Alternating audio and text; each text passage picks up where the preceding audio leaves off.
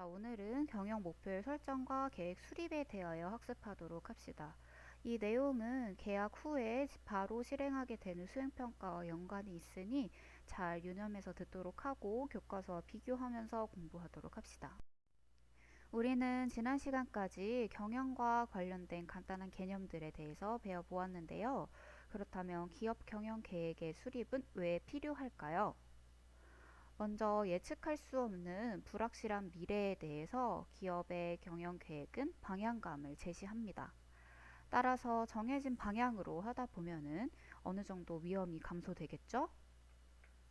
또한 정해놓은 기업 목표에 집중할 수 있게 되고 구성원 모두가 목표를 실행할 수 있는 조직 체계를 만들 수 있게 됩니다. 이에 따라서 구성원들이 성과를 내게 되고 그 성과가 계획과 일치하는지 등을 평가할 수 있는 표준이 되기도 합니다. 마지막으로 기업에서 사용할 수 있는 자원이라든지 구성원들이 맡은 업무 등의 중복을 막아주게 됨으로써 조금 더 효율적인 경영을 가능하게 합니다. 본격적으로 기업 경영 계획을 수립할 때에는 총 4가지 단계를 거치게 됩니다. 교과서 82페이지를 참고해 보도록 할까요?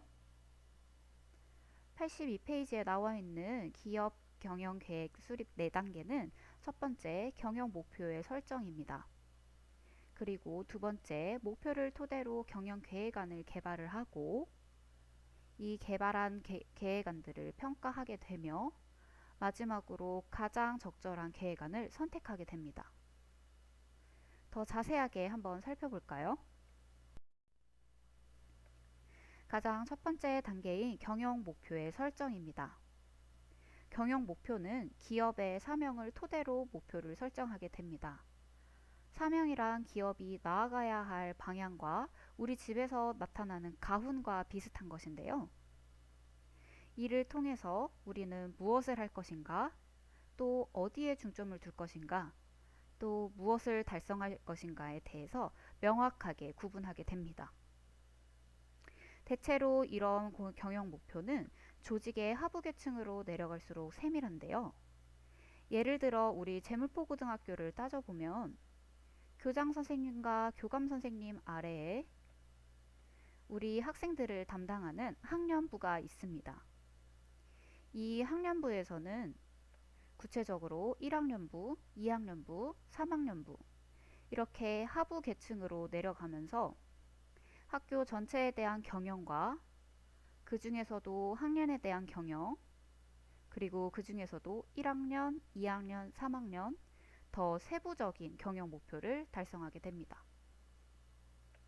마찬가지로 교무부나 아니면 지금 선생님이 속해 있는 창의학력부와 같이 각각의 부서는 하부 계층으로 내려갈수록 더욱 세밀하고 자세한 경영 목표를 가지게 됩니다. 그렇다면 이런 경영 목표를 설정하는 것은 왜 중요할까요? 이는 구성원들이 경영 목표에 집중하고 그리고 경영 사업에 더 집중할 수 있는 기회를 줍니다.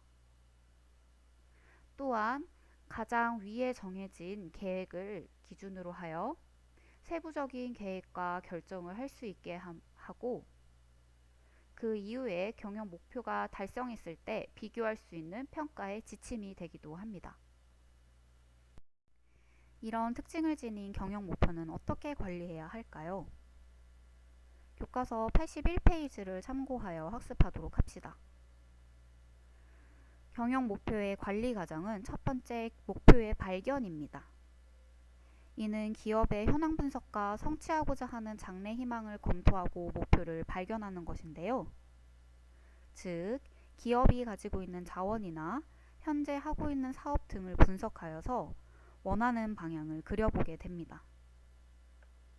이렇게 목표의 발견을 통해서 그려진 방향을 기본으로 하여 구체적인 기업의 활동 영역과 이루어야 할 자세한 목표를 밝히게 되는 것을 목표의 설정 단계라고 이야기합니다.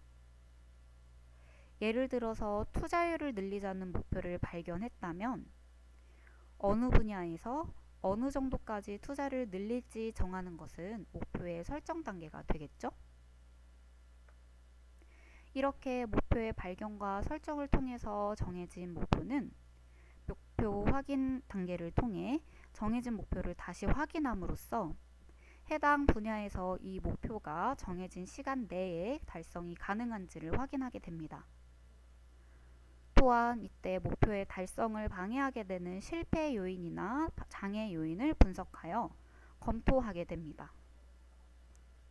이렇게 만들어진 목표는 구체적인 행동으로 실행되게 되며 마지막 단계인 평가 및 피드백을 통해서 과정을 측정하고 목표의 성취도를 평가하여 나중에 세워지는 운영 계획 수립까지 반영하게 됩니다. 앞에서와 같이 기업 경영에 목표를 설정하게 되었다면 이제는 본격적으로 경영 계획안을 개발하게 됩니다. 이때는 단 한 가지의 계획안을 개발하는 것이 아닌 상황별 여러 가지 계획안을 개발해야 하는데요. 무슨 일이 일어날지 모르기 때문에 가능한 모든 상황에 대해서 열린 계획안이 필요합니다. 그렇다면 왜 여러 가지 계획안을 개발해야 할까요? 방금 이야기한 것처럼 계획안을 만들고 기업 경영하는 데 있어서는 어떤 외부 환경과 과업 환경의 변화가 일어날지 모릅니다. 따라서 변화하는 환경에 맞춰서 위험에 대처할 수 있고 더 효율적이고 효과적인 경영을 하기 위해서 여러 가지 계획안을 개발해야 합니다. 이렇게 계획안을 수립하고 개발하게 되면 이런 계획안을 평가하는 단계에 들어서게 됩니다. 이때 평가 기준은 부서별이라든지 혹은 구체적인 목표의 내용에 따라서 기준이 상황마다 다르게 되는데요. 보통은 현실성, 충족성, 적합성 세 가지를 통해서 평가하게 됩니다. 자세하게 한번 알아볼까요?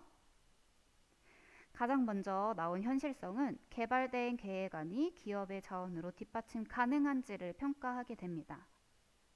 즉, 기업의 자원이라 이야기하는 인적 자원, 즉 구성원들을 데리고 이 목표가 현실 가능한가, 또는 기업이 현재 보유하고 있는 경제적 자원인 돈으로 이 목표가 충분히 현실될 수 있는가를 평가하게 됩니다.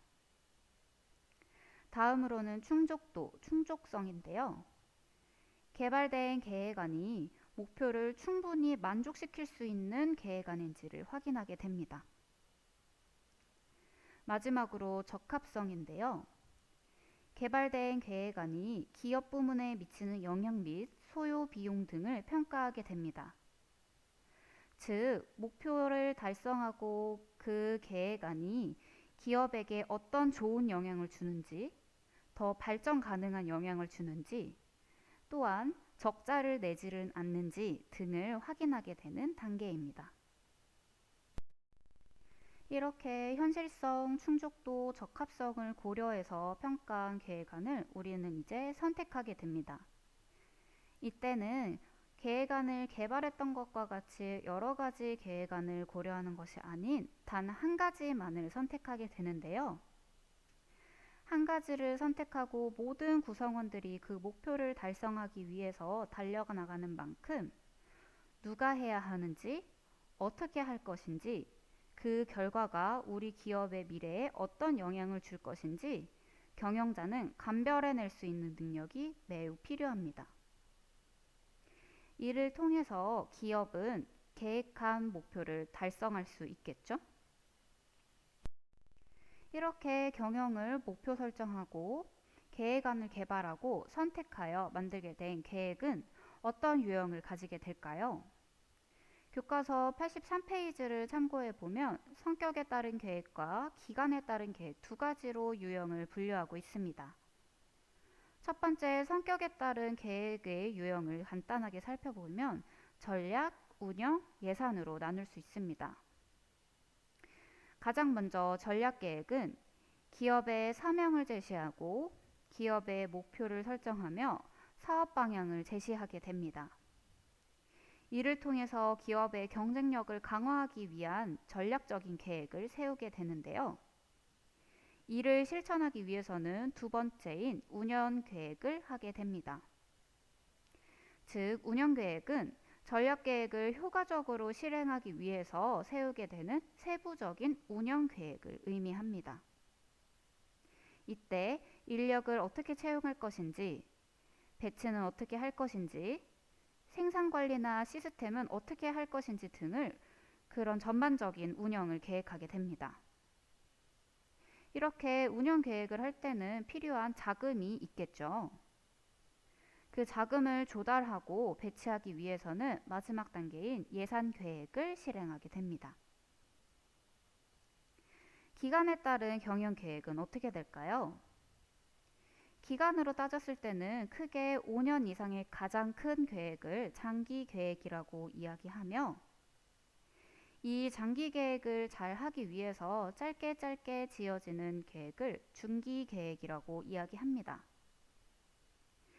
따라서 장기 계획은 앞에 이야기한 것처럼 전략적 계획처럼 기업의 사명을 제시하고 경쟁력을 강화하기 위한 큰 계획이라면, 그 경쟁력을 강화하기 위해서 2년이나 3년 동안 우리는 어떻게 운영해야 할지 짜는 계획을 중기 계획이라고 이야기할 수 있습니다. 또한 이 중기 계획을 잘 실행하기 위해서는 더 작은 단위의 계획이 필요한데요.